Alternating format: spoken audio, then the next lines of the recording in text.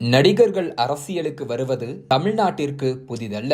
அதிமுக நிறுவனர் எம்ஜிஆர் தொடங்கி மக்கள் நீதி மய்யம் நிறுவனர் கமல்ஹாசன் வரை அரசியல் மேடை ஏறும் நடிகர்களின் எண்ணிக்கை நாளுக்கு நாள் அதிகரித்து வந்தாலும் தேர்தலுக்கு தேர்தல் அவரவருக்கான இடத்தை உணர்த்திவிட தமிழ்நாட்டு வாக்காளர்கள் எப்போதும் தவறுவதில்லை. சமீபத்தில் நடிகர் விஜய் நடிப்புக்கு முழுக்கு போட்டுவிட்டு முழுநேர அரசியல்வாதியாக போவதாக அறிக்கை வெளியிட்டு தனது கட்சி பெயரையும் அறிவித்தார். விஜயின் கடந்த கால செயல்பாடுகள் அவரது அரசியல் விஜயத்துக்கு ஆரூடம் கூறியிருந்ததால் அந்த அப்டேட் பெரிய அளவில் தாக்கத்தை ஏற்படுத்தவில்லை. இந்த நிலையில்தான் நடிகர் விஷாலும் தனக்கிருக்கும் அரசியல் ஆசையை அறிக்கை ஒன்றின் மூலம் பூடகமாக தெரிவித்துள்ளார். கடந்த சில ஆண்டுகளாக தான் தொடர்ந்து மக்கள் பணி செய்வதாக அந்த அறிக்கையில் குறிப்பிட்டுள்ள அவர் எப்படி தொகுதி வாரியாகவும் கிளை வாரியாகவும் தனது அமைப்பு ஏழை மாணவர்களுக்கு உதவி வருகிறது என்பதையும் பதிவு செய்துள்ளார். இயன்றதை செய்வோம், இல்லாதவர்களுக்கு என்கிற பொன்மொழி, அப்துல் கலாம் பெயரில் உதவி, நன்றி மறப்பது நன்றென்று என்கிற